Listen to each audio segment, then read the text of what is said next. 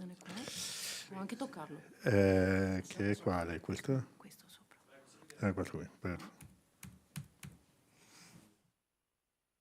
Sono aperti. E le altre dove sono? Ok. Va bene. Allora, buongiorno a tutti.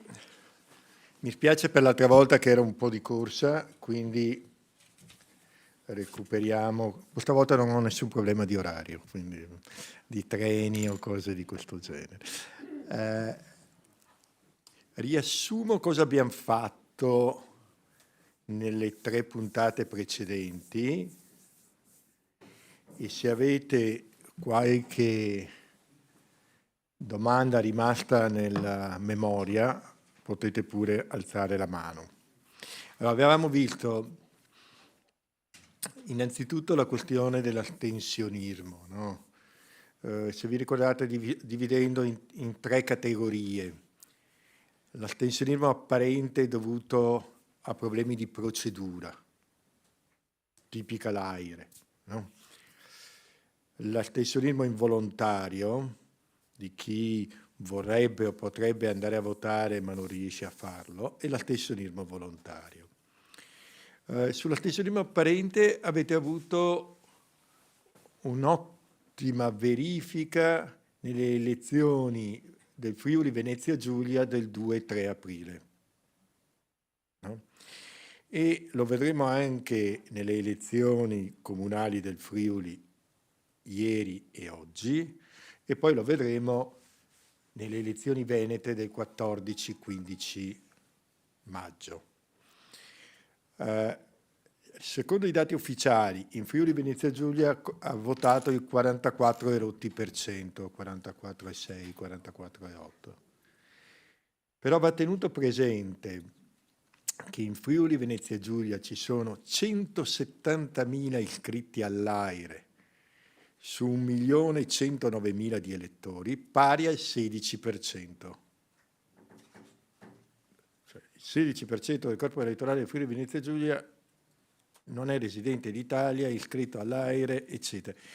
Siccome ragionevolmente al massimo sarà tornato a votare un 1%, la partecipazione reale non è del 44-45 ma del 60. Quindi in Friuli Venezia Giulia il giudizio deve essere che è andata tanta gente a votare rispetto al Lazio, alla Lombardia, eccetera. Solo che a causa dell'astensionismo apparente noi non lo vediamo. Abbiamo parlato poi di astensionismo involontario, di modalità. L'astensionismo involontario, vi ricordate, per vacanze, luogo di lavoro, eccetera, eccetera. Ora, tutti questi aspetti qui richiederebbero una manutenzione del sistema elettorale, cioè del procedimento più che del sistema, del procedimento elettorale, no? Che purtroppo non si fa per disattenzione. Vi porto un altro esempio un po' curioso. Voi sapete che per Costituzione, in base all'eguaglianza del voto, i seggi vengono attribuiti ai territori, alle circoscrizioni, in base al numero di abitanti e non in base al numero di elettori. Perché?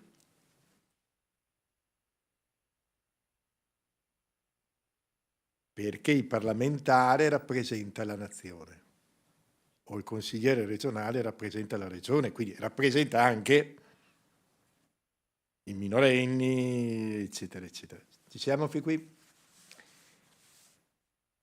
Cosa facciamo adesso che ci sono una decina di milioni di immigrati?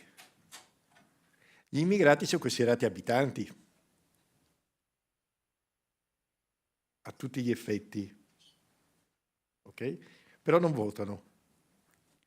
Quindi io ho un effetto di slittamento, cioè di aumento di seggi per alcuni territori, alcune regioni e alcuni collegi uninominali che dipendono solo dagli immigrati.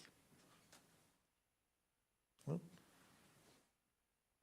Però non se ne tiene conto, nessuno interviene avanti di questo passo. Il problema si aggraverà sempre di più e quindi Ecco, tanto per farvi capire, oppure, come abbiamo già accennato l'altra volta, tutte le procedure a seggio. C'è qualcuno di voi che ha partecipato alle ultime elezioni come scrutatore? O che l'ha fatto nella sua vita? Ecco, qualcuno c'è che l'ha fatto nella sua vita. Allora la domanda è, si potrebbe introdurre un foglio di calcolo, un Excel, tanto per contare, per far tornare i conti, no? Per far quadrare i conti, o è sempre necessario lavorare con carta e matita, ecco, fare i conti con le crocette, segnare tutto, ecco. Ma problemi di questo genere prima o poi verranno affrontati, prima verranno affrontati meglio è. Ma insomma, questa è stata la prima lezione. La seconda lezione abbiamo visto, il secondo incontro abbiamo visto i problemi innanzitutto di principio sulle leggi elettorali, e cioè come si interpreta l'uguaglianza del voto, di conseguenza la rappresentatività dei parlamenti e la stabilità dei governi, e se vi ricordate il nocciolo principale è questa valutazione, questo scrutinio di proporzionalità e ragionevolezza che le Corti Costituzionali fanno tra due principi egualmente degni di essere tutelati o perseguiti, il principio di rappresentatività e il principio di governabilità. Poi nella terza abbiamo cominciato con le regionali. Vi ricordo che le leggi regionali non hanno questo problema, né le leggi regionali né le leggi per i comuni. Cioè la Costituzione nulla dice su questo punto. Per cui al contrario del Parlamento e del Governo, no? Nel caso di regioni e comuni potrebbe capitare una competizione con 6 candidati, tutti che prendono intorno al 15%, uno prende il 16, 17, 18, vince le elezioni e prende il 55% dei seggi. È costituzionale? La risposta è sì. Perché questo problema di rappresentatività e stabilità riguarda solo le assemblee parlamentari e il governo. Ok? Tant'è vero che non può essere che per introdurre, prendiamo una discussione di questi mesi, una discussione in realtà neanche molto, se io volessi introdurre l'elezione diretta del Presidente del Consiglio, dovrei innanzitutto cambiare la Costituzione. Cioè, è una modifica costituzionale, mentre l'introduzione dell'elezione diretta, qui si spegne l'impronta, basta fare così. Ecco. Mentre nei casi di presidenti di regione o di sindaci questo problema non si pone, non c'è scritto da nessuna parte. Poi abbiamo visto l'altra volta che c'è un punto delicato, anche qui, di due principi da tutelare ugualmente. Le elezioni devono privilegiare i partiti o i territori. Deve essere massimamente garantita nel calcolo seggi che il partito abbia esattamente i seggi che gli spettano o che i territori abbiano esattamente i seggi che gli spettano, nel caso delle regioni le province. No? Che i collegi provinciali, le circoscrizioni provinciali abbiano gli stessi seggi previsti dagli abitanti. Tipico per Belluno o Rovio. Ecco. La risposta anche qui è che non riesco a fare entrambe le cose. È una questione matematica che non posso dividere. Se uno ha diritto a 6,4 o a 6,6 seggi, non posso dividere una persona in 0,4 e 0,6 seggi. E abbiamo visto che ci sono diversi metodi che si possono utilizzare, tutti alla portata di chi abbia fatto matematica 2. tutti gli altri sono esclusi da questa parte del ragionamento. Ecco. Però vi ricordate, c'è un modo per cercare di minimizzare, ricordate, questi sono i collegi provinciali, questi sono i partiti, c'è un modo di minimizzare lo scarto. Minimizzare, non ridurlo all'assoluto non si riesce. Sotto questo profilo anche la legge regionale del Veneto potrebbe essere migliorata sotto questo aspetto, perché a certe condizioni è sempre possibile che Belluno e Rovigo non abbiano neanche un seggio.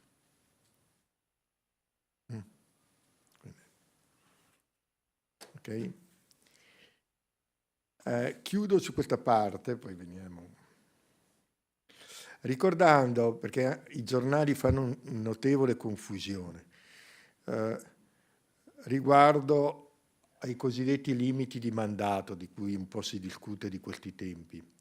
Voi sapete che ci sono due limiti di mandato, uno che riguarda i presidenti di regione e uno che riguarda gli assessori. Il limite di mandato dei presidenti di regione è stabilito per legge nazionale.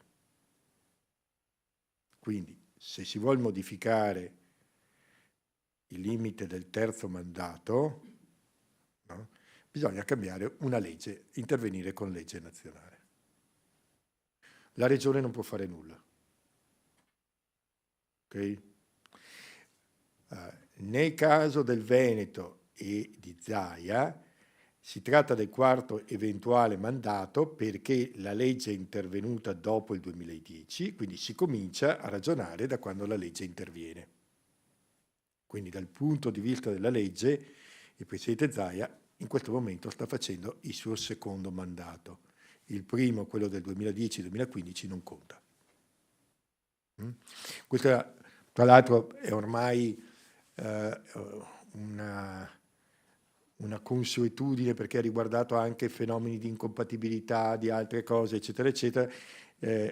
Si comincia ad applicare la legge sempre e soltanto da quando la legge entra in vigore. Quindi non è retroattiva. Nel caso invece dei limiti di mandato agli assessori, questo invece la legge nazionale nulla dice e quindi spetta tutto alla legislazione regionale. L'eventuale limite di mandato per gli assessori o limiti di mandato per gli assessori è tutto nella disponibilità dei consigli regionali, della legislazione regionale. Ora, dobbiamo tenere nettamente separate le due cose perché, come avete visto, in questi mesi hanno fatto sui giornali una confusione del tutto. No? Idem vale per i sindaci. Eventuali modifiche ai limiti di mandato dei sindaci vanno risolte a livello di legge nazionale. Ultimo punto, prima di entrare nel merito della discussione di oggi. Avete visto in queste settimane, qualcuno ha visto in queste settimane che è stata approvata una legge sul 40%? Anche lì con una confusione micidiale nei commenti, e cioè che le elezioni nei comuni sotto i 15.000 abitanti sono valide, in caso anche che si presenti una sola lista, anche se va a votare solo il 40%, mentre prima il limite era posto al 50%. I giornali hanno fatto un pasticcio pensando che si prendesse il sindaco col 40%, con queste cose qui, non c'entra niente. Perché si è abbassato al 40%? Per trovare una qualche soluzione, senza dirlo, al problema dell'astensionismo apparente, dell'AIRE. Chiaro? Siccome so che in media gli iscritti AIRE sono il 10-11% a livello nazionale, sposto dal 50 al 40%. Quindi le elezioni sono valide anche solo col 40% di partecipazione elettorale. Risolve il problema? Purtroppo no, perché abbiamo visto, se vi ricordate, che Soverzene ha il 70% di iscritti all'AIRE ed è andato a votare il 23%. Capite? Allora, se ci fosse stata una sola lista, non si sarebbe mai riusciti a eleggere qualcuno a Soverzole. Chiuso. Ecco, cos'è interessante soprattutto per chi lavora in un'assemblea? No? L'interessante è sempre questo: il buon Dio o il diavolo si nasconde nei dettagli. Cioè, bisogna sempre fare molta attenzione ai dettagli. Bene, adesso veniamo ad oggi. L'idea di oggi era di affrontare i giovani. Allora io la prenderò invece da lontano, come sempre. Come sempre, no, non va bene così. Vieni qui che io non capisco niente come funziona. Dunque, eccole qua, perfetto, vediamo qual è quella più corta. No? Oh, qua. Vediamo, presentazione dall'inizio. Qual è l'idea, se si vuole affrontare un po' queste questioni qui, se si vuole prenderla un po' alla larga, anche perché sennò tenete presente che i giovani hanno un difetto gravissimo, sono pochi, quindi non contano niente. No, cioè, poi lo vedremo in termini di mass, mentre nei decenni passati erano tantissimi, per cui era importantissimo, oggi sono pochi, per di più appunto sono figli. E lei la più giovane qui? La si vede subito. Quanti anni ha? Ecco.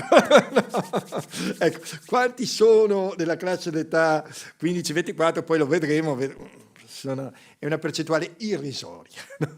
Ed è per quello che contano poco e quindi non hanno.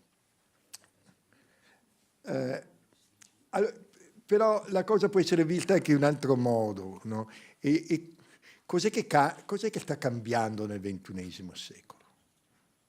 Cioè, in fin dei conti, ormai abbiamo trascorso quasi un quarto di secolo, 23 anni, 25, un quarto di secolo. Quindi si può cominciare a capire in che razza di mondo siamo arrivati, no? Rispetto agli anni 70, 80, 90 del secolo scorso, insomma, no? Come se oggi fossimo nel 1923, 24, 25 e ci confrontassimo con fine 800. C'è stata la prima guerra mondiale di mezzo, eccetera, eccetera. Ecco, si può cominciare a ragionare, no? Ecco, io vi presenterò alcune trasformazioni che poi incidono sui comportamenti anche giovanili. Allora, la prima, ragionando anche sull'Italia, eccetera, eccetera. Allora, questo è il PIL pro capite italiano in termini reali. Lo vedete? È la linea tratteggiata. Osservate, perché è interessante.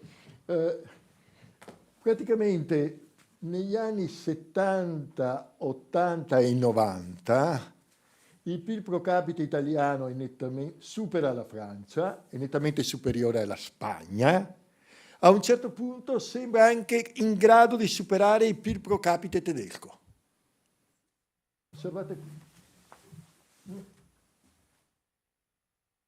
Anche perché hanno fatto l'unificazione, quindi bisogna sempre tenere presente. Però osservate, fino a inizio secolo, l'Italia andava di pari passo con la Germania, nettamente meglio della Francia. No? Nei 20 anni successivi non si capisce cosa succede. No? Vedete? Si ferma, addirittura cala. La Francia ci supera, nettamente. La Spagna è stata quasi lì per superarci. Guardate la Spagna che razza di rincorsa ha fatto.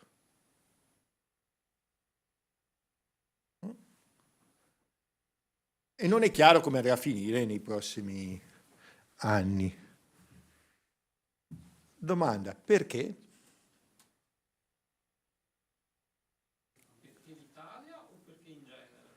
Beh, tutti questi argomenti, se noi mettessimo qui gli Stati Uniti,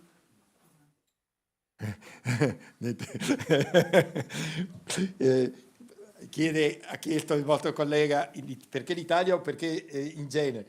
L'idea è che la domanda può essere fatta in tutti e due i modi perché bene o male gli Stati Uniti seguono la stessa dinamica della Germania e quindi non ci sono problemi. L'Inghilterra idem. Noi abbiamo preso i 4 grandi, in questa analisi, i 4 grandi paesi europei, i piccoli non ci interessano. Allora, c'è disaccordo di interpretazioni, quindi non c'è ancora un accordo sulle ragioni che spiegano questo. No? Ad esempio, di sicuro qualcosa c'entra l'euro. Tanto o poco, questa è una questione complicatissima, no? Ma la coincidenza di date, no? Però la domanda è un po' più, perché comincia un po' prima, cioè vedete che il rallentamento comincia un bel po' prima, insomma, no? Del 2001. Un'altra candidato alla spiegazione, come vedrete poi riguarderà proprio i giovani anche, è il mancato aggancio all'economia digitalizzata. Terziarizzazione e digitalizzazione, che in altri paesi comincia già negli anni 80, Stati Uniti, già negli anni 90, Germania e Francia, e che da noi è come se da noi avessimo continuato con il vecchio modello del XX secolo, tutto industriale. No? Mentre altrove è stato più facile l'aggancio alla rivoluzione informatica, alla rivoluzione digitale, perché è stato più facile l'aggancio perché più numerose le grandi imprese. Cioè quello che è stato il successo italiano, lo sviluppo di piccola impresa negli anni 60, 70, 80, 90 diventa una palla al piede, un handicap. No? Questo spiegherebbe la Spagna, che ha una presenza altissima in multinazionali, grandi imprese, eccetera, eccetera. Il successo spagnolo dipenderebbe in larga misura dalle dimensioni di impresa. Non è detto che sia così, ma intanto vi propongo queste tesi. Ora vediamo, questo è il PIL reale in termini di potere d'acquisto, quell'altro era il potere pro capite, no? Questo è in termini di potere d'acquisto. E qui vedete, no, come l'Italia sia stata nettamente superata dalla Francia. L'Italia è sempre quella in... Adesso andiamo a livello regionale, così si capisce qualcosa in più. Vediamo le colonne. Questa è la variazione di popolazione, questa è la variazione di PIL reale, questa è la variazione di PIL pro capite. Ok? Osservate. C'è una domanda? Dite. No, niente. PIL reale. Qual è la regione che è aumentata di più? Trentino Alto Adige, non ci interessa perché è troppo piccola. 500.000 abitanti, insomma. D'accordo, è importante. È importante, ma insomma. La Lombardia. Poi chi c'è?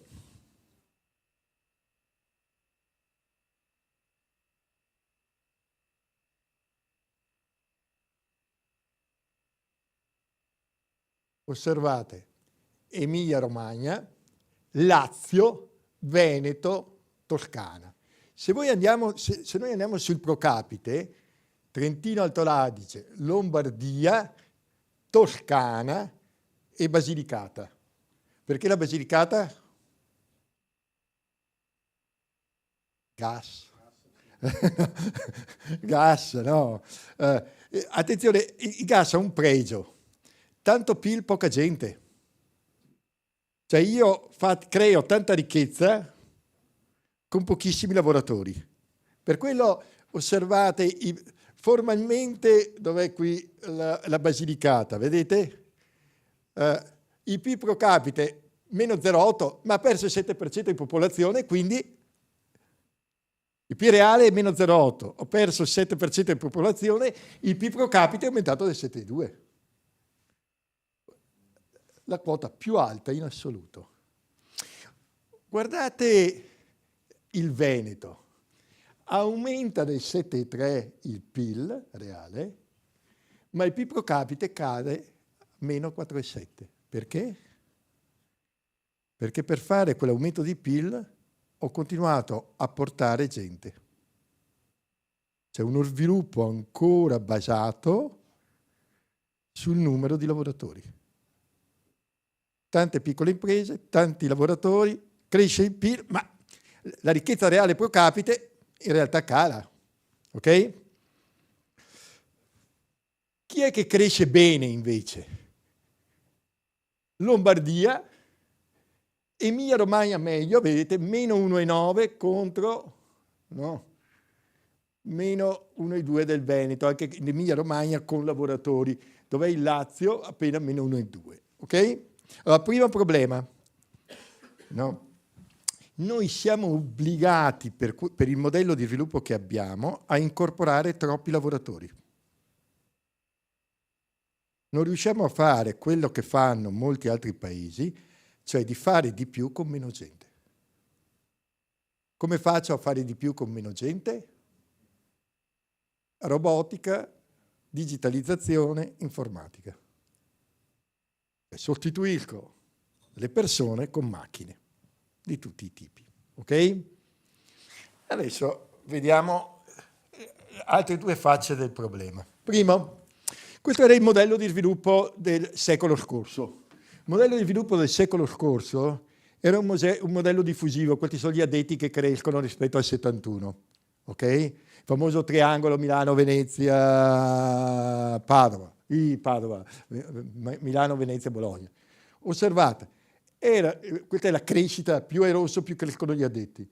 Era basato su infrastrutture e tutte le industrie vanno in campagna nei paesi lungo le strade, la via Emilia, l'Adriatica, no? Le autostrade qui verso il Friuli, Udine, eccetera, eccetera. Vedete, questa è la Pedemontana. Questo è il modello di sviluppo del secolo scorso, un modello diffusivo a base industriale. Faccio fabbriche dove costano poco i terreni. Dove costano poco i terreni? In campagna, fuori dalle città. E se voi vedete, le città sono grigie, cioè perdono popolazione.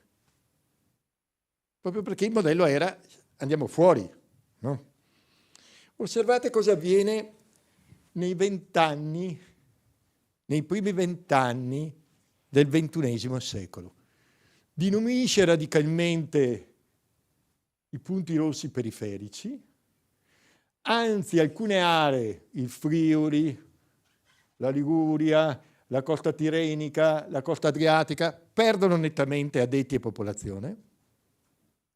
Le Marche, vedete la differenza tra secolo scorso, guardate le Marche, e XXI secolo. Qui è tutto vuoto. Cala invece che crescere. Ok? Perché cresce il terziario. Mondo giovanile, tutto nel terziario. No? E il terziario, osservate, va in cerca dei nodi. Per cui quelli che erano punti grigi prima, adesso diventano rossi. Torino, Milano, Bergamo, Brescia, Verona, Padova, Venezia, su Trento, Bolzano, mentre spariscono le periferie.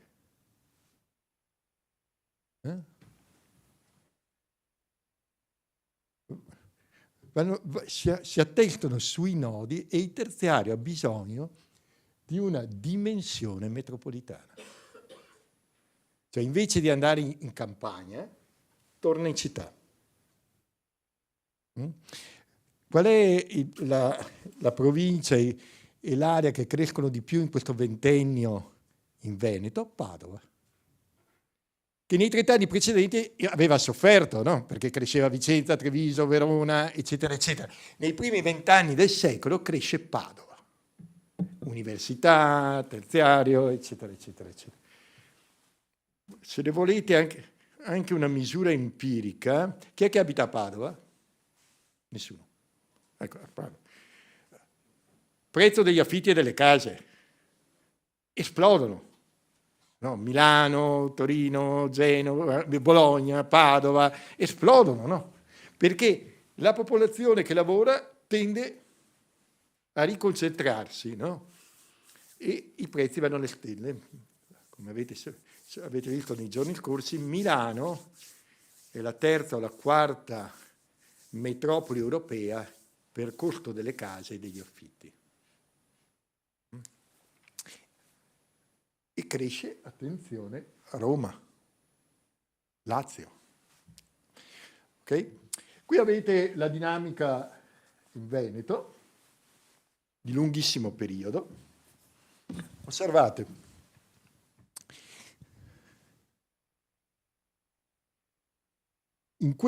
Tra 70 e 80, più del 50% degli addetti era all'industria. Nel 61, 44 all'industria, 25 all'agricoltura. Anni 70 più del 50% nell'industria, oggi nell'industria c'è il 34%. Se noi continuiamo a pensare che l'industria sia dominante, ma gli occupati sono per il 63% nel terziario. Non parliamo dell'agricoltura, 2,9. Per quanto importante sia il prosecco, bisogna sapere che gli occupati sono il 3%. Questa è la fase dell'Ottocento, questa è la fase del Novecento, questa è la fase del XXI secolo. Qualsiasi giovane va a finire qua.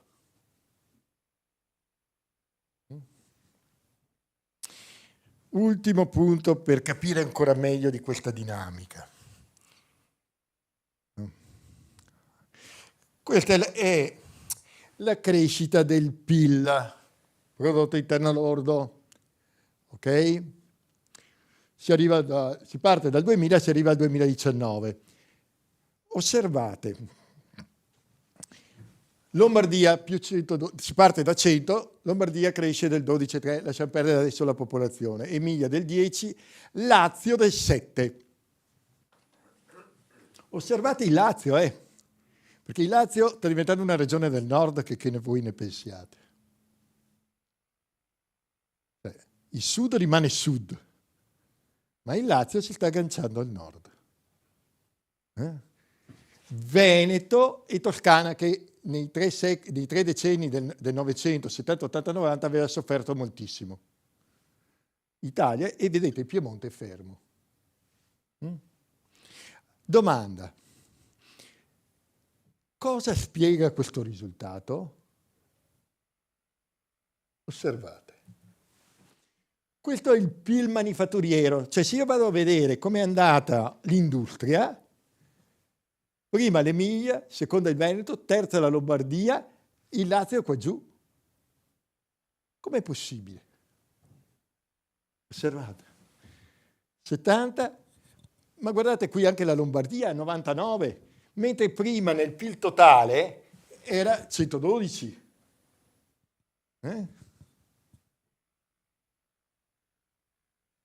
Ecco qua. La spiegazione è nel terziario.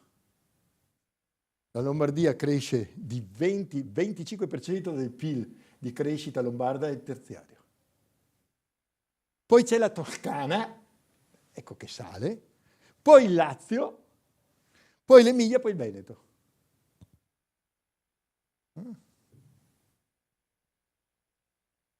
Allora, prima, anche a livello di politiche regionali, prendiamo consapevolezza di questa trasformazione, meglio è. La cosiddetta economia della conoscenza, questo vuol dire giovani, questa era l'idea, vuol dire giovani e poi come si comportano, no? Però l'idea di fondo è che non bisogna stare attenti a non rimanere inchiodati al XX secolo.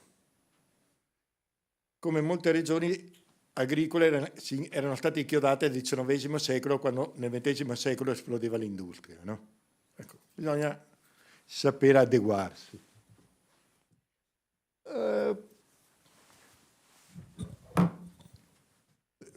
Ultime 2 o 3 battute per chiudere su questa parte. Questo è un indice europeo per misurare il grado di un indice fatto di 30 indicatori, sapete quelle robe, quindi va preso con le pinze, insomma, dice quel che dice, ma qualcosa ci può aiutare. È un indicatore che misura il grado di informatizzazione e digitalizzazione delle economie. Un indice DESI è un indice fatto da Comunità Europea, cose, eccetera, eccetera. Guardate dov'è l'Italia. Ecco, questo spiegherebbe il perché della stazionarietà o caduta del PIL nel XXI secolo, no? E perché queste sono le varie componenti, capitale umano, connettività, integrazione, servizi pubblici digitali, eccetera, eccetera. Ora, osservate che l'Italia sta bene sui servizi pubblici digitali. Eccola qua, tutto sommato. Ed è invece bassa su capitale umano, bassa su connettività, bassa su integrazione di tecnologie. No? Allora, più si fa su questo, più si recupera, meglio è.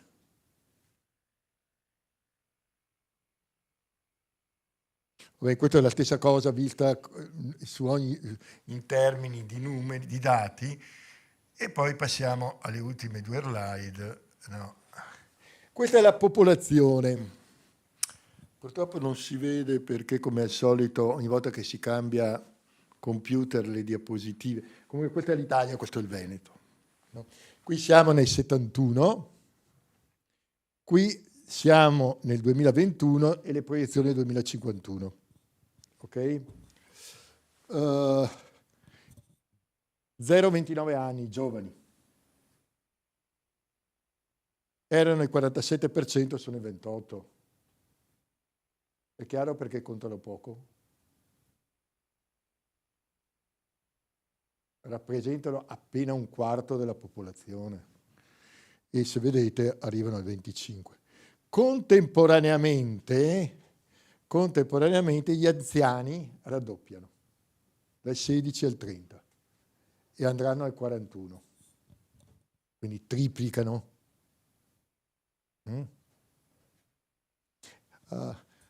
In queste condizioni pensare che questo componente qui abbia una decisività elettorale è più un'utopia che altro, ecco, no? Cioè, tutta l'attenzione politica si rivolge agli altri 2 blocchi, no? Anche se faccio... Mentre qui, vedete, se qui facevo un partito dei giovani vincevo, 47, qui al massimo arriva a 26, 25. Ultima cosa che volevo farvi, 2 cose che volevo farvi vedere è questa, sempre relativa ai giovani. Laureati. Sapete che si discute tanto di laureati, no? Quanti sono in Italia? L'indicatore è un indicatore standard, OCSE, eccetera, eccetera. L'indicatore è il numero di laureati tra i 25 e i 34 anni, è quello che si prende come misura, non i laureati sull'intera popolazione. No? Ma per capire bene anche se si muove qualcosa, cosa succede tra i 25 e i 34 anni. In Italia è il 28%.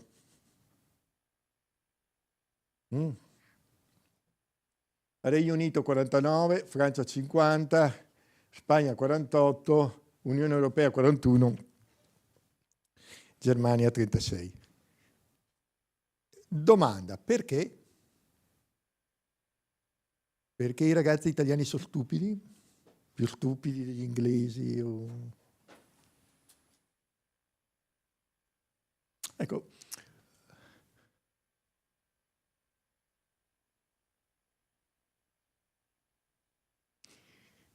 una spiegazione sta nel modo in cui è organizzata l'università italiana.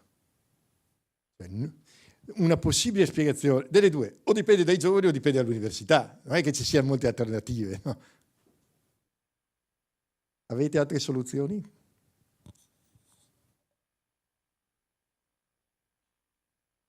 Cos'è che non funziona nell'università italiana per ottenere questo risultato?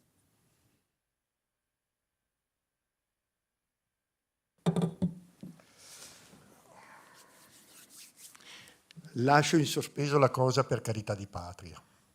Ok? No. D'accordo? Però tutte le volte che dicono abbiamo troppo bisogna che? Bisogna intanto identificare bene il problema, no? Allora la domanda è, dipende dai giovani o dipende dall'università? Perché se identifico il problema poi faccio le politiche conseguenti. Ok?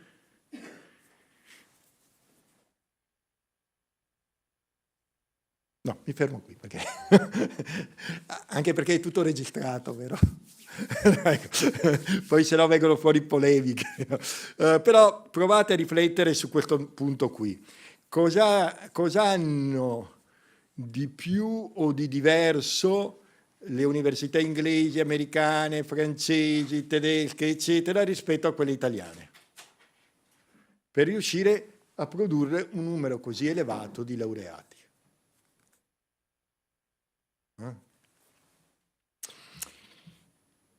Ultimo punto che sembra che fare con la questione giovanile, anche se è un po' più da prendere alla lontana,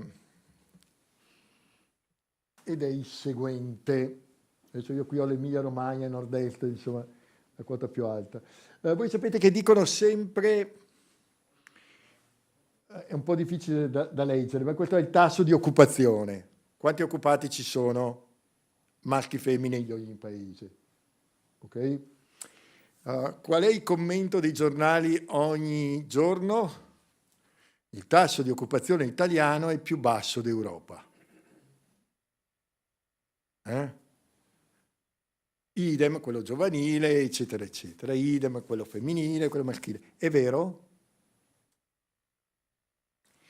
La risposta è dipende, sì e no, come sempre. Allora, prendiamo l'Emilia Romagna. 72%, vedete, la linea grigia è il 2021, ok? 75% di occupati maschi nel 2021, media europea, totale europeo 73%. Quindi l'Emilia Romagna, il nord-est, chiamatelo come volete, 74,5%, ha un tasso di occupazione maschile più elevato della media europea. Non è vero che siamo gli ultimi. Andiamo alle donne. Eccole qua, 62% contro il 63%. C'è una leggera differenza, ma insomma siamo lì, 62 e 63. Il nord-est 59,9, 60, 63, siamo più o meno lì. Dove sta il problema? Il problema è che l'Italia è lunga e stretta. E se io faccio la media, il totale, metto insieme mele e pere. No? E il totale italiano è 49,9 contro 63 i maschi, 15 punti sotto, e le donne, vedete, 63 Europa e Italia 49, eccole qua. No? Perché? Perché al sud, da Campania in giù, la differenza con il nord è di oltre 30 punti percentuali, sia per i maschi che per le femmine. Conclusione, il problema occupazionale italiano è un problema meridionale, punto e a capo, non un problema italiano. E quindi le politiche che vanno fatte non sono politiche nazionali, ma sono politiche eventualmente per il meridione. Se no si sbaglia analisi. Se si fanno politiche nazionali non si risolve il problema. E sono politiche in particolare per le fasce giovanili meridionali. Chiuso questa prima parte. La prima parte cos'è che conclude? Cos'è che ha detto? Se noi vogliamo guardare al mondo giovanile del XXI secolo, dobbiamo pensare a terziarizzazione, digitalizzazione, robotizzazione, grandi aree metropolitane, istruzione universitaria. Questo è il mondo. No? Se invece ci mettiamo a dire che non hanno voglia di lavorare, è come quando la lamentela dei miei nonni, i giovani non vogliono più fare i contadini. E ti credo. Avevano intuito che nel mondo agricolo ci si sarebbe ridotti al 3%. No? La lamentela di oggi. I giovani non vogliono più andare in fabbrica. E ti credo. Chissà perché dovrebbero andarci. Chiaro? Passiamo al secondo capitolo. Su questo primo capitolo, se ci sono domande.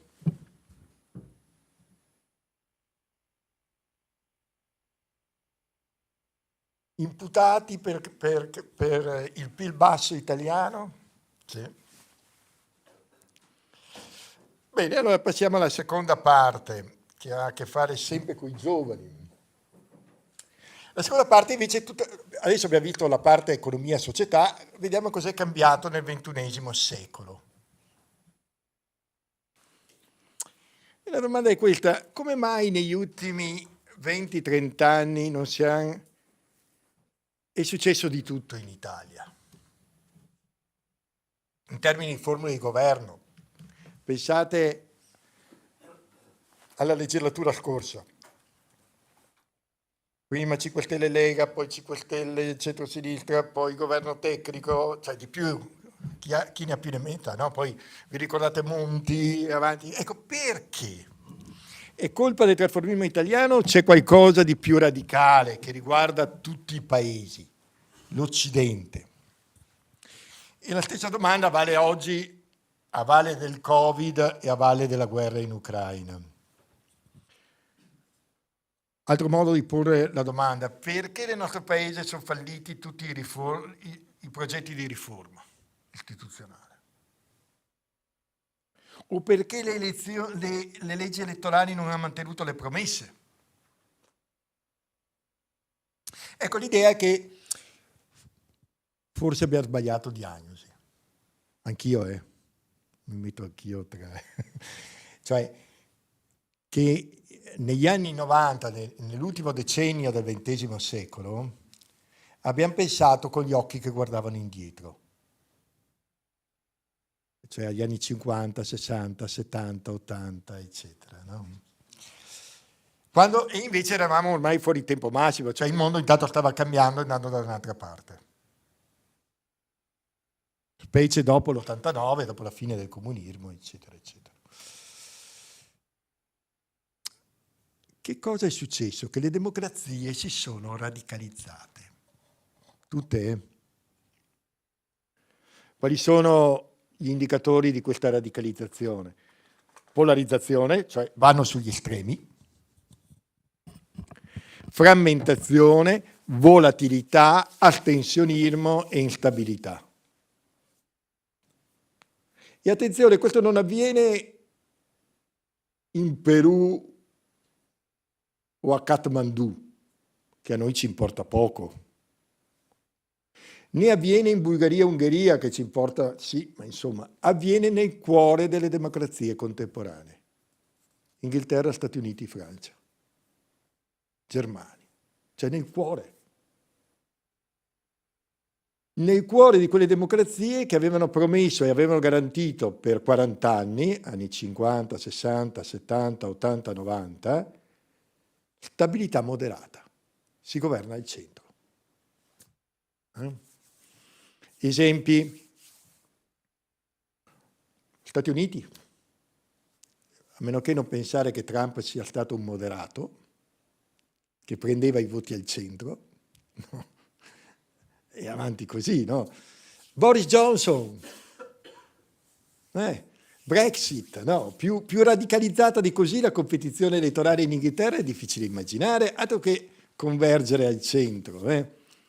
La Francia, Le Pen, Macron, Mélenchon, perfino in Germania, ecco, cuore.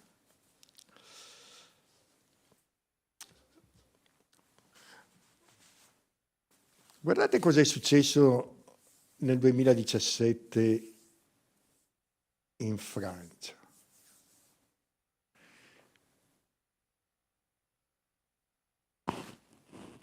Primo turno, poi va il secondo turno, vince Macron, d'accordo?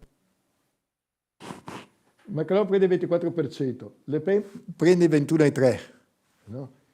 Fillon prende il 20%, socialista, Mélenchon, estrema sinistra, 19,6%. Cosa sarebbe successo se Fillon e Mélenchon si fossero coalizzati al primo turno? Andavano al ballottaggio un trotskista, marxista-leninista, e la Le Pen, nazionalista, estrema destra, estrema sinistra, estrema destra. È stato un puro caso. E attenzione, c'erano altri due partiti, uno dei Verdi, bastava che uno dei due partitini si alleasse con Mélenchon e passava lui al secondo turno, non Macron. Ecco, vedete che insomma le cose si sono radicalizzate un po' ovunque, in Spagna, eccetera, eccetera. Eccolo qua, questo è l'esempio, poi andiamo a vedere. Qual era il modello dominante? Il modello dominante per i 50 anni era un modello cosiddetto di equilibrio strutturale. Il modello è di Anthony Downs, era un economista americano.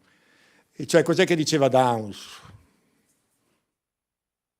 C'è uno spazio politico unico che va da destra a sinistra. C'è una distribuzione gaussiana delle preferenze. Gaussiana cosa vuol dire? Con, vedete? Questa è la gaussiana. Cioè il massimo delle preferenze si colloca al centro.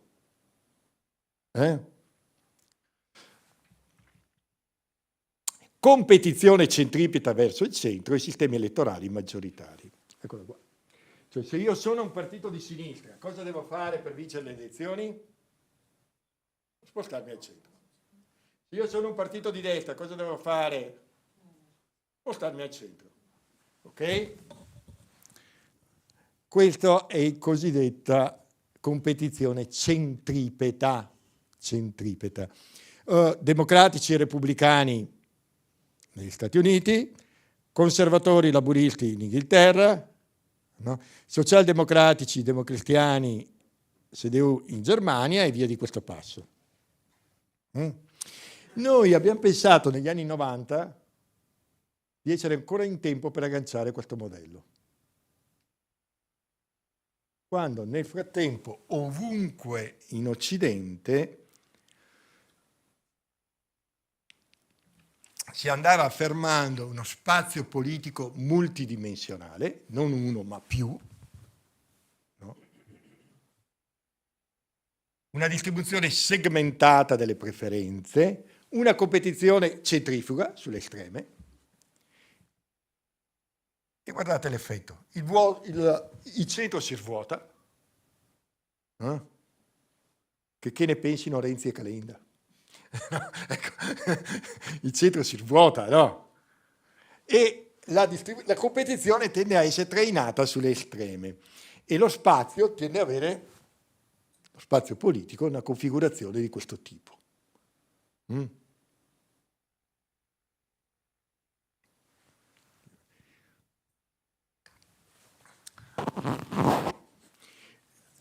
In particolare i giovani vanno in questa direzione.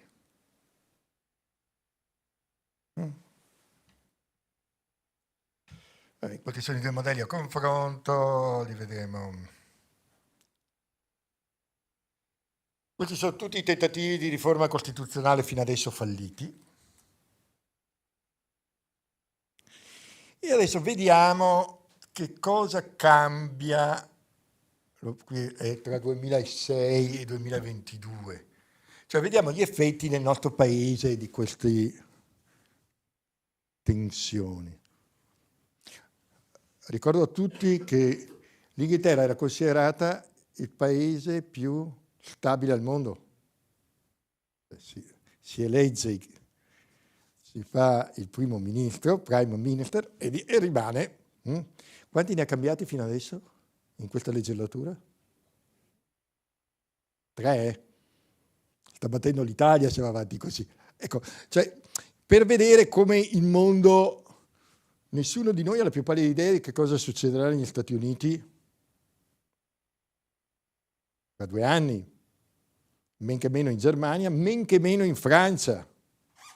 Quindi vedete che le democrazie radicalizzate sono, no? Guardate la Polonia, l'Ungheria, la Bulgaria, eccetera, eccetera. E le democrazie radicalizzate hanno una caratteristica: elettorato volatile. Gli elettori, per ragioni misteriose, sbandano. Sbandano da una parte all'altra.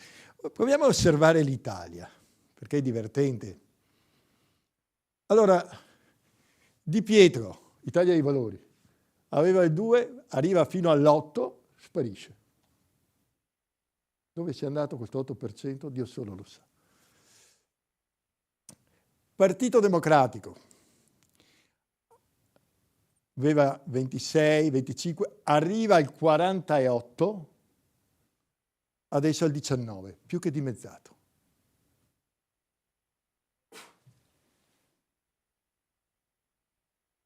Tutti convertiti? Come si spiega che si passa dal 25 del 2013 al 48 in un anno e poi si scende al 18 e poi al 19 avanti?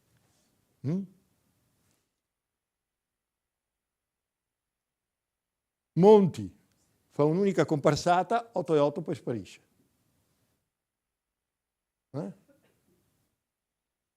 Forza Italia, 37, 8%. No? Lega, passa, anche la Lega è interessante, passa dal 4,1, qui 4,6, 10, vedete, 4,6, 10 vuol dire che raddoppia i voti, poi li dimezza, poi li triplica, quadruplica, va a 17, poi addirittura va al 34 e adesso all'8,8. Perché?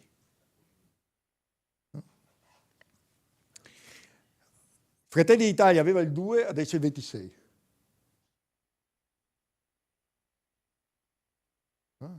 Moltiplicato per 12 volte.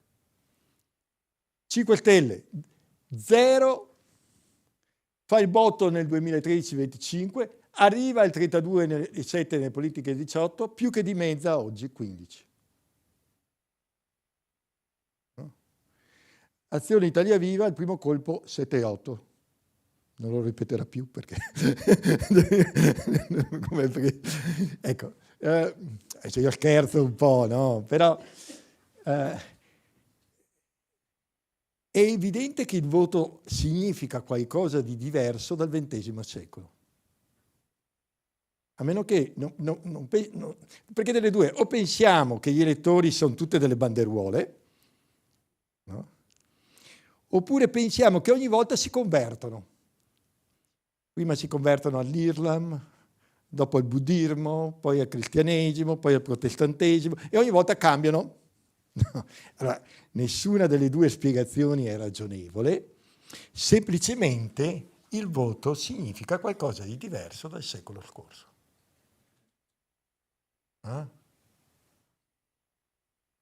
E cosa può significare?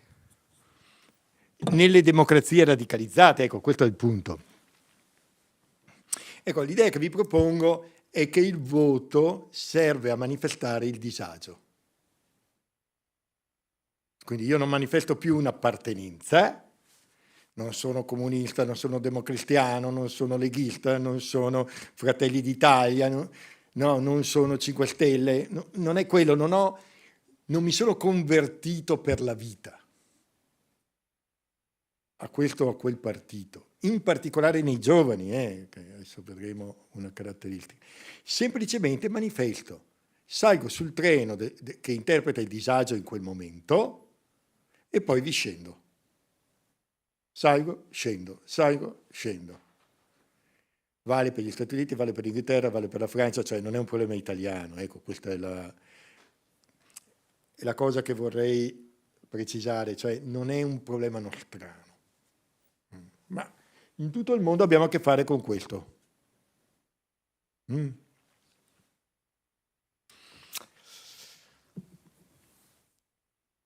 Di che cosa è fatto questo disagio? Perché uno dice, cosa avranno mai fatto sti poveri politici perché ogni volta che vanno al governo immediatamente deludono. No.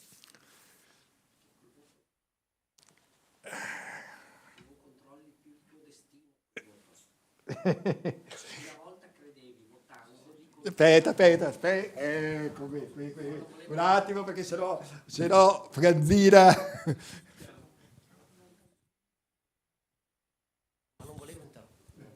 Rompere. Forse una volta c'era l'illusione che votando controllavi il destino del tuo paese, della tua vita. Ora hai l'impressione di non controllarlo più, perché chi prende le decisioni realmente ed effettivamente sfugge al tuo controllo e non è soggetto al voto.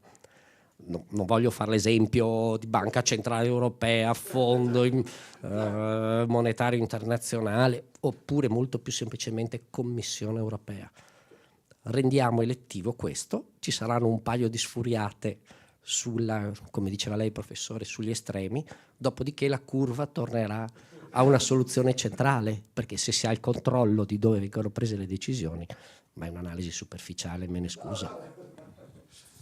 Parte c'è. Però ecco, tutti noi sentiamo in qualche modo che c'è un problema, insomma, no? Se uno vede questi numeri, se uno vede queste cose.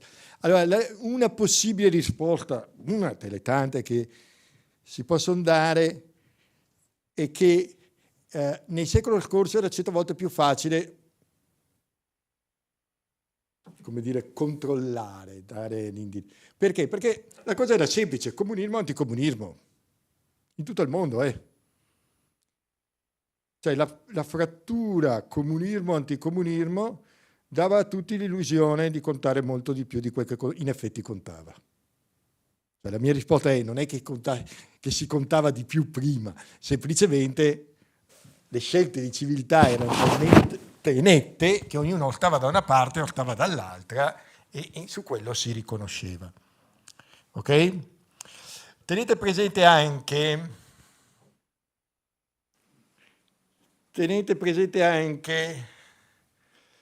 che per vincere la battaglia per il comunismo le democrazie occidentali hanno dovuto esagerare un po' su quello che effettivamente erano. No, cioè, dicevano i cittadini comandano, era vero? Sì e no, insomma, ecco, si esagerava un po'. Comunque, questi sono alcuni motivi di cambiamento del XXI secolo. Io quelli non politici li abbiamo già esaminati più o meno, no? Uno che è stato appena detto, sovranità limitata in politica economica. A maggior ragione nel XXI secolo le politiche nazionali faticano ad avere autonomia, insomma, mettiamola in termini diplomatici. Ecco, mettiamola in termini. Però guardate i motivi politici, declino dei partiti. Ovunque, non è un problema italiano.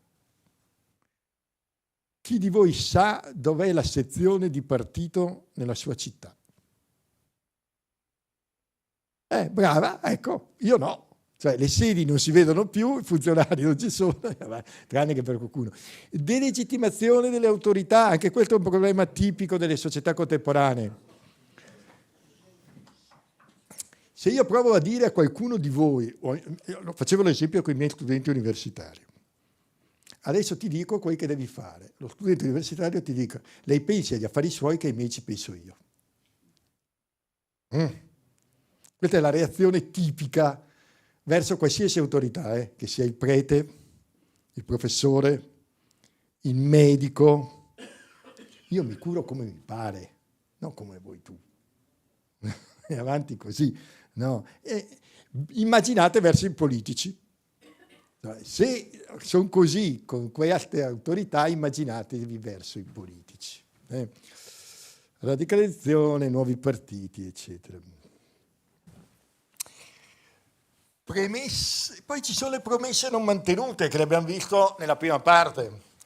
Se il PIL pro capite cala, cioè un qualsiasi sistema politico è basato su due grandi principi. Ti do benessere e ti do sicurezza. Se no, che ci sta a fare la politica? Che io sia nella Grecia antica, nella Roma, eccetera. Sicurezza interna, sicurezza esterna e benessere. Ecco, queste due promesse che erano alla base dello scambio tra governati e governati in qualsiasi regime politico, indipendente da democrazia o non democrazia. Vale anche per la Cina, vale per la Russia, vale per l'Ucraina. Un sistema politico deve garantire sicurezza e benessere. Non lo fa, bel problema. E poi tutte le conseguenze che avete visto, no? Qui vado giù avanti perché... Ecco qua, che fare?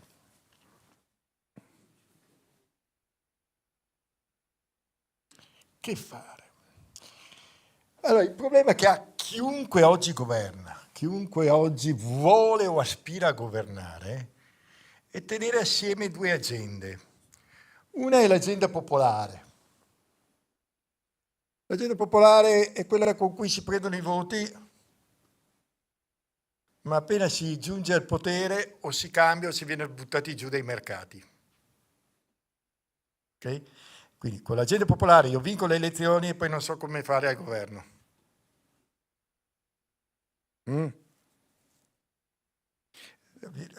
Com'è che si chiamava la seconda, quella che dopo Boris Johnson? Come si chiamava? In quanti giorni è saltata? No, appena fatto con la è bastato 2 giorni di borsa, no? Ed immediatamente è saltata. L'agenda strutturale, quella delle classi dirigenti, chiamatela come volete, di lungo termine, si governa, si è accreditati internazionalmente, non si prendono voti, si perdono le elezioni. Come si fa? Allora, io non ho la soluzione, no? Non è vero che, appunto, simplex sigillum veri, cioè non è vero che c'è una risposta semplice.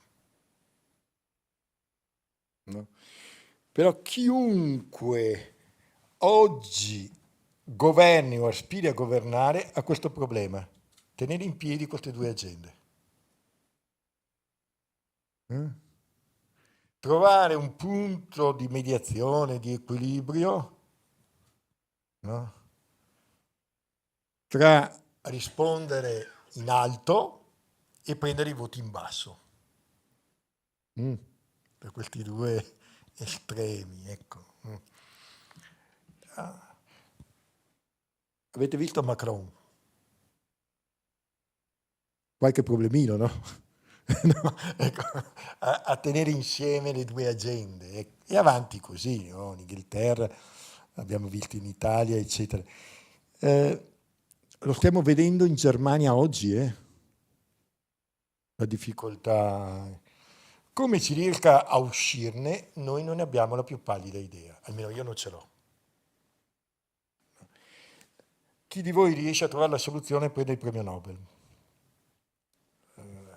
Riesce, però un po' in tutto il mondo si sta cercando di rispondere a questa domanda. Come continuare a prendere i voti e come riuscire a governare. Ora, ogni volta il termometro primo che le cose stanno andando male sono nell'elettorato giovanile. Cioè il primo sismografo, no, proprio perché è quello che si sposta più facilmente a onde, no? E avanti questo passo. Motivi, introduco in via conclusiva un'osservazione interessante. Nei Covid le cose sono andate, per la prima volta sono andate in maniera diversa negli ultimi 20 anni, nei primi 20 anni del XXI secolo. Nei Covid c'è stata una riunificazione temporanea delle due agende. No? Intorno a un'idea di bene comune minimo condiviso, salviamo la pelle. Ecco, no. Almeno su questa idea qui, alto e basso si sono messi d'accordo. Capite la mia idea qual è? No? Che c'è stata una condivisione, tranne qualche frangia minima, eccetera, eccetera, sul fatto che bisognasse salvare la pelle. Terzo, l'idea che lo Stato conta, che le istituzioni contano. Anche questo, vi ricordate, non sembrava proprio così, no? Sembrava che ormai dello Stato si potesse fare a meno, che tutto era economia, eccetera, eccetera. No, le istituzioni contano e l'economia e i conti seguono. Si è fatto debito a gogò.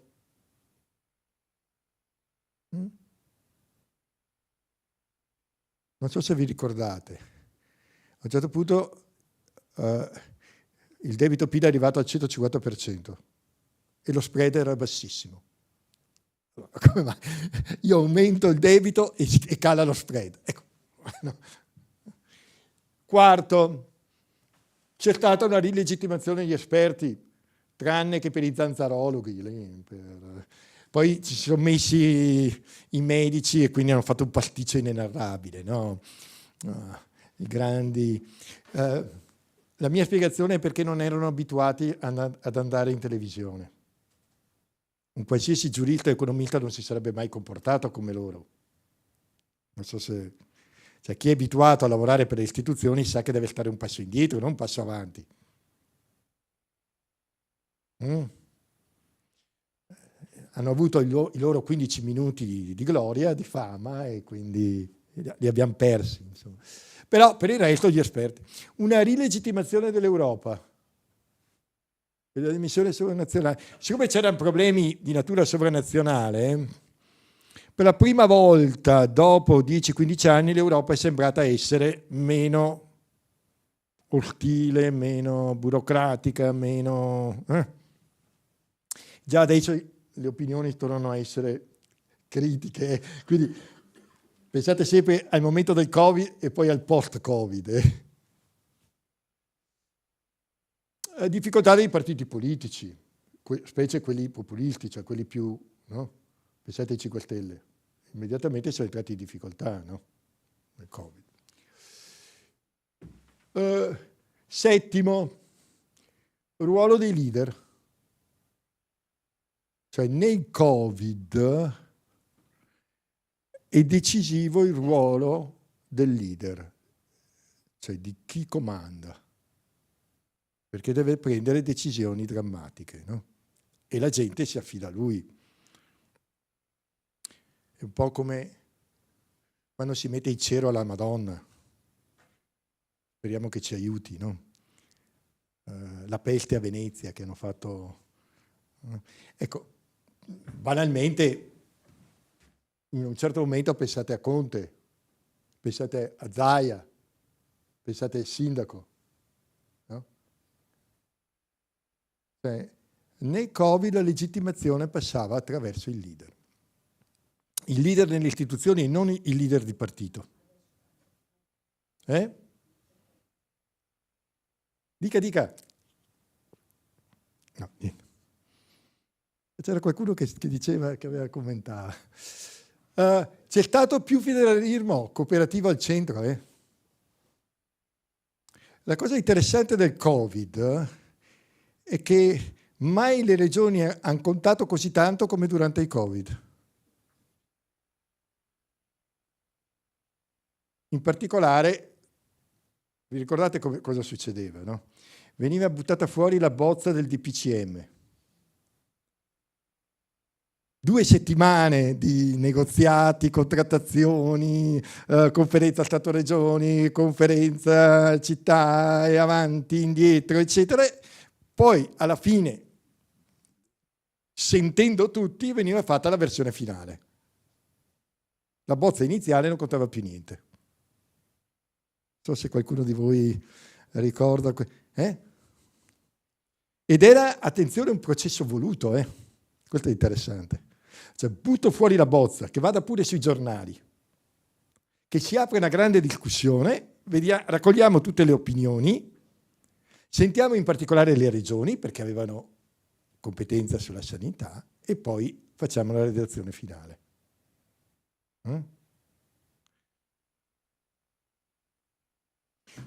C'è stata anche una rilegittimazione, un ruolo delle organizzazioni di rappresentanza di interessi. Cioè, la gente andava o dal sindaco o a Luis o telefonava al presidente di regione o andava alle varie associazioni, Confindustria, sindacati, eccetera, eccetera. No? Questa era... Decimo,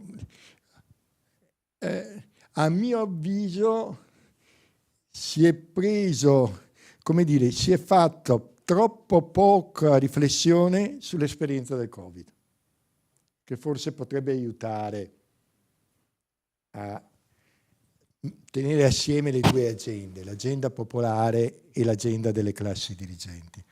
E difatti, questa è l'ultima slide, è stata solo una fiammata o può essere qualcosa di più lungo periodo? No? Ad esempio non è chiaro se qualcosa del genere stia capitando o no con la guerra in Ucraina, no? Di sicuro per gli ucraini, ma non è chiaro per chi è fuori come viene valutata. Mi fermo e ho chiuso. Conclusione, poi avete tutti i dati nella terza, che vi faccio vedere solo la slide. Nella terza avete tutti i dati di Eurobarometro, eccetera, sui giovani. Io non ve li commento perché sono autoevidenti, no? Sono autoevidenti, ve le faccio vedere solo questa. Eurobarometro. L'Eurobarometro sapete cos'è? Da quando è nata l'Unione Europea si è preoccupata di monitorare l'opinione pubblica. Per cui ci sono delle indagini fisse, delle indagini speciali, delle parti che a volte sono fisse e a volte sono variabili, è tutto pubblicato nel sito Eurobarometro, quindi ognuno le trova. No? In particolare c'è anche un'indagine sui giovani. E la cosa è divertente e interessante, come vedete, quando sei con amici e parenti, quanto spesso discuti di questioni sociali e politiche, la prima cosa da osservare è che, almeno su questo, l'Italia è uguale all'Europa, più o meno. No? La media europea è esattamente come quella italiana, no? Frequentemente, occasionalmente mai. La seconda cosa da osservare è che la politica ai giovani interessa poco. il frequentemente 24-27 in Italia, 75%. Perché, ed è l'ultima conclusione, perché abbiamo visto che le identità si creano non più nella politica ma altrove. Io non vado a cercare chi sono nei partiti ma altrove. Cosa sia questo altrove è un altro paio di maniche, no? Però se io banalmente faccio questa domanda a chi ha più di 60 anni, metà discute la mattina alla sera al bar di politica. Tuttora. No, cioè, e insieme allo sport e alle donne è l'argomento preferito. No, ci sono i 3 argomenti, no, che sono preferiti. Come ne usciamo? Siamo qui per vederlo. La prima cosa però, conclusivamente, di tutta questa discussione è che nei prossimi anni ragioneremo sempre di più di istituzioni, di come migliorarle, di come farle funzionare, di come regolare le 2 agende, e questo è un tema affascinante per chi lavora in un'assemblea come quella del Consiglio regionale. Grazie.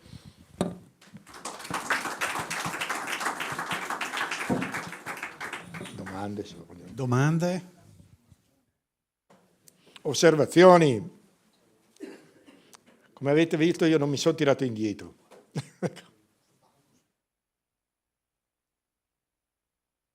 Nessuna domanda? Ecco. No. Non potevo mancare. Allora, lei aveva detto che negli anni 70, 80, in parte anche 90, governava il centro della moderazione. Mm-hmm. Però la Thatcher non mi sembrava questo esempio di moderazione, né tantomeno Reagan, che hanno imperato per tutti gli anni 80. E quindi sì, è vero che in tanti altri paesi c'era un centro abbastanza moderato, noi per ragioni ovviamente storico-politiche, però non era così uniforme. La seconda cosa, quando lei ha mostrato il grafico del PIL, dobbiamo ricordarci che nel momento in cui noi abbiamo perso, tra virgolette, il vantaggio di una moneta molto competitiva perché non valeva sto granché, è ovvio che tutta l'economia che era impostata di fatto su una moneta che dagli anni 60 in poi ha cominciato a valere sempre meno, e quindi grandi prodotti manufatturieri e grande esportazione, ovviamente non era pronta.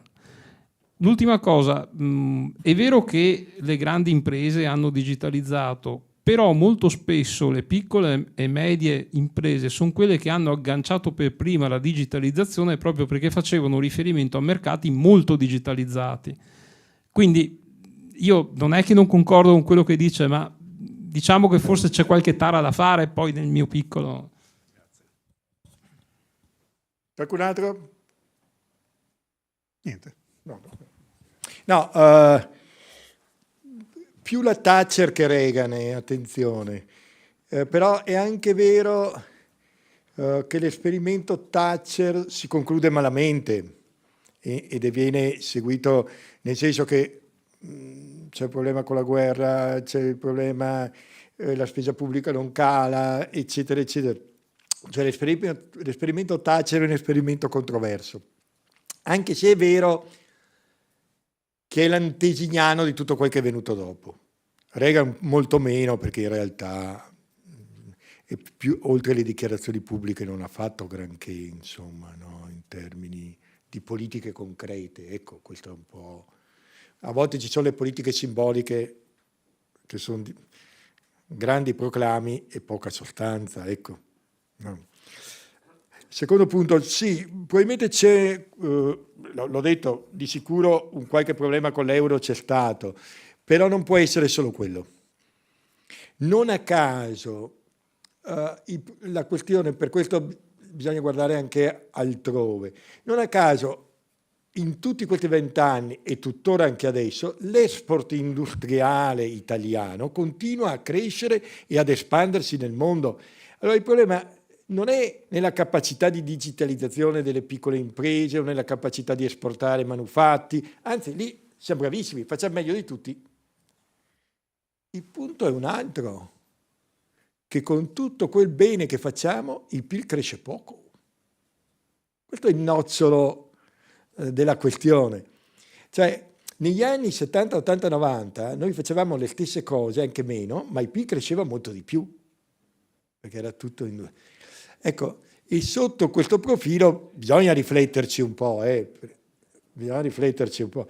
E bisogna prendere atto che dopo la parentesi degli anni 70, 80 e 90, di quel trentennio lì, in cui non si poteva più andare avanti col Fordismo, ecco, però oggi le economie di scala sono la leva della crescita del PIL. Economie di scala, economie di scala, economie di scala, cioè è tornato in grande auge, in grande spolvero, la grandissima impresa multinazionale, globalizzata, chiamatela come volete. Volete un esempio? Tanto perché, esempio locale, tanto per Luxottica. No. Ora, io posso essere il più bravo, la più brava aziendina, piccola azienda di occhiali, mettere tutto il digitale che voglio, tutta la robotica che voglio, ma non riuscirò mai a fare le economie di scala di Luxottica. Mi seguite? Non so se... Cioè, un impero di 170.000 dipendenti, no? 23 miliardi di utile l'anno. Cioè, queste robe qui si fanno solo con la grande scala. Volete un altro esempio? Prendete Ferrero. No, cioè stiamo parlando di prodotti che uno considererebbe prodotti del cavolo, per usare un anglicismo. Occhiali, chi non è capace di fare un paio di occhiali nel mondo? O la cioccolata, la Nutella. Eppure utilizzando tecnologie, globalizzazione e grande scala, riesco a impormi nel mondo, e allora lì sì, a fare utili che neanche se moltiplico per 10.000 le piccole imprese riuscirò mai a fare. Neanche in proporzione, non so se è chiaro. Cioè la grande scala riesce a darmi utili, no? Più che proporzionali. Questo è il nocciolo del successo della larga scala. Cosa che molte imprese, che in Veneto ha compreso benissimo, quindi non è questo il punto. Il problema è come accelerare e aumentare questa direzione. Grazie e buon lavoro a tutti.